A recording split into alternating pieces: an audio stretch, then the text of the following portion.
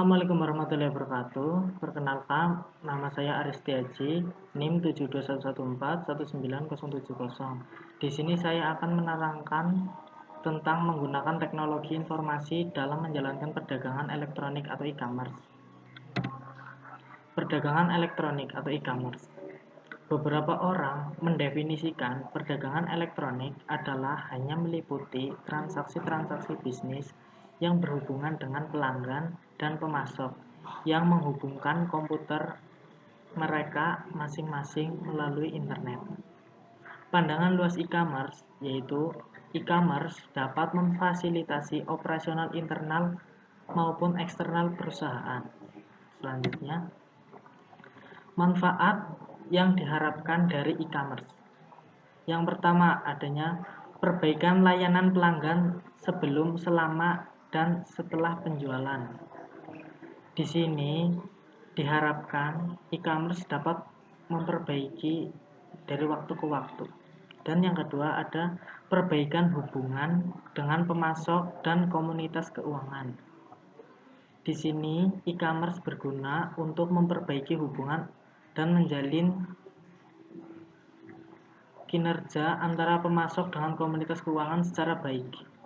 Dan yang ketiga adanya peningkatan imbal hasil ekonomis atas pemegang saham dan investasi pemilik.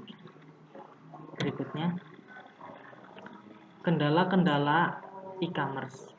Kendala-kendala yang didapat dalam e-commerce, yang pertama adanya biaya yang tinggi. Biaya yang tinggi di sini, e-commerce memerlukan adanya modal untuk membuat situs web atau membuat media promosi secara elektronik.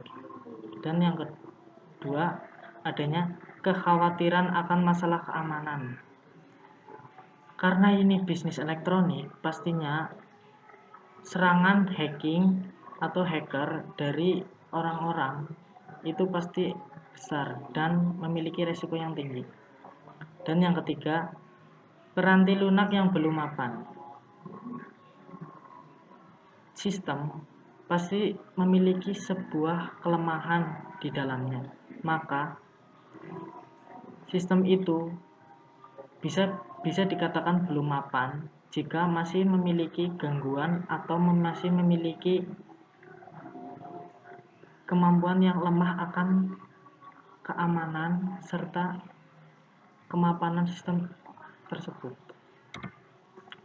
Strategi e-commerce dan sistem interorganisasional.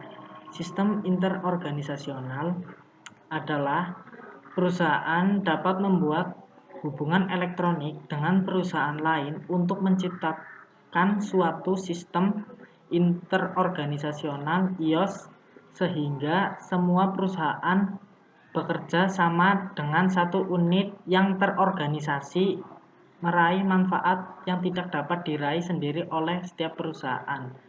Di sini setiap perusahaan mempunyai pengaruh yang besar pada masing-masing perusahaan.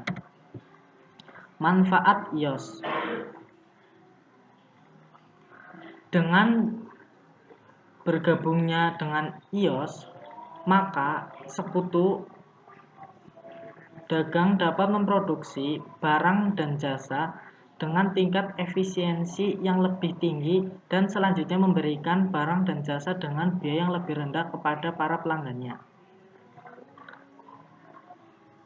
Efisiensi IOS terdapat dua bagian, yaitu efisiensi internal, terdiri atas operasi-operasi perusahaan itu sendiri, sehingga memungkinkan perusahaan mengumpulkan dan menganalisis data dengan cepat dalam mengambil keputusan yang lebih cepat dan tepat.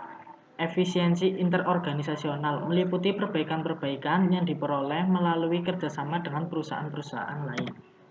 Kekuatan penawaran. Kekuatan penawaran adalah kemampuan sebuah perusahaan untuk menyelesaikan perselisihan dengan para pemasok pelanggannya demi keuntungan perusahaan itu sendiri. Dalam kekuatan penawaran terdapat 3 fitur, yaitu fitur-fitur produk yang unik. Yang kedua, menurunkan biaya yang berhubungan dengan penelitian. Yang ketiga, meningkatkan biaya perpindahan. Fitur-fitur produk yang unik di sini berhubungan dengan elektronik iOS yang memungkinkan perusahaan menawarkan pelayanan yang lebih baik pada pelanggan. Menurunkan biaya yang berhubungan dengan penelitian. Ini berhubungan dengan iOS, perusahaan dapat menekan atau menurunkan biaya belanja. Yang ketiga, meningkatkan biaya perpindahan. Sebuah perusahaan ingin membuat mahal, baik biaya atau kemudahan bagi para pelanggannya yang berpindah ke perusahaan pesaing. Pengaruh penerapan iOS. Yang pertama, adanya tekanan kompetitif. Ketika perusahaan berada dalam kondisi buruk,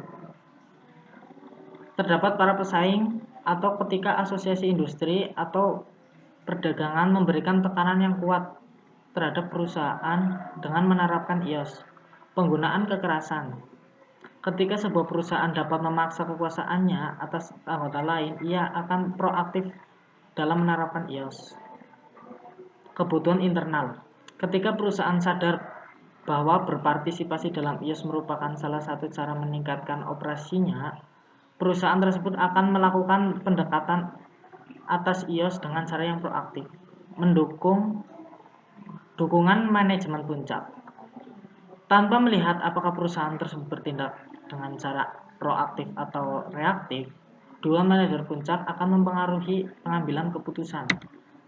Manfaat tidak langsung iOS. Yang pertama, mengurangi kesalahan. Mengurangi kesalahan di sini karena data yang dimasukkan dalam sistem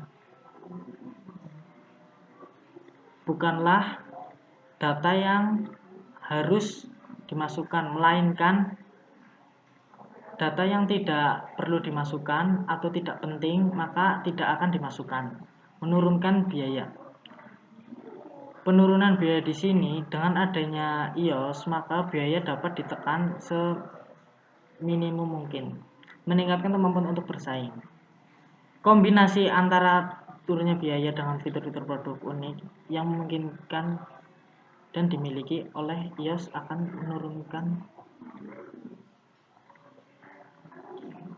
menurunkan harga sehingga dapat bersaing dengan produk yang lain.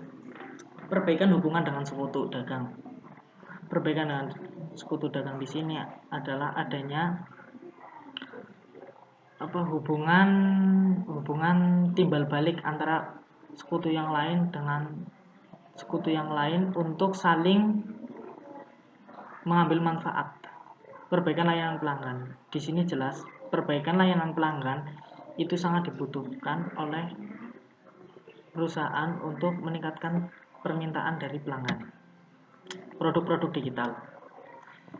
Beberapa produk dan jasa tentu dapat dikirim pada para pelanggannya melalui internet. Suatu perbedaan antara produk digital dengan produk fisik yaitu produk fisik tidak dapat didownload secara online, melainkan produk fisik harus dikirim melalui kantor pos dan ditimbang ukuran dan beratnya.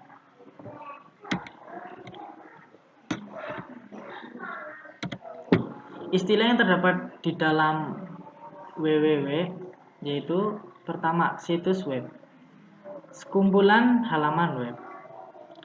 Link hypertext, suatu petunjuk yang terdiri atas teks dan grafik. Yang kedua adalah halaman web, suatu file hypermedia yang tersimpan pada alamat situs web. Dan yang keempat, homepage, halaman pertama situs web. Yang kelima, browser, piranti lunak yang digunakan untuk membaca file yang ada dalam internet. URL, alamat unik situs web. Yang ketujuh, protokol, sekumpulan standar yang mengatur koneksi data. Yang 8. Nama domain, alamat situs web di mana sebuah web tersimpan. Part, suatu directory atau subdirectory dan file tertentu dalam situs web.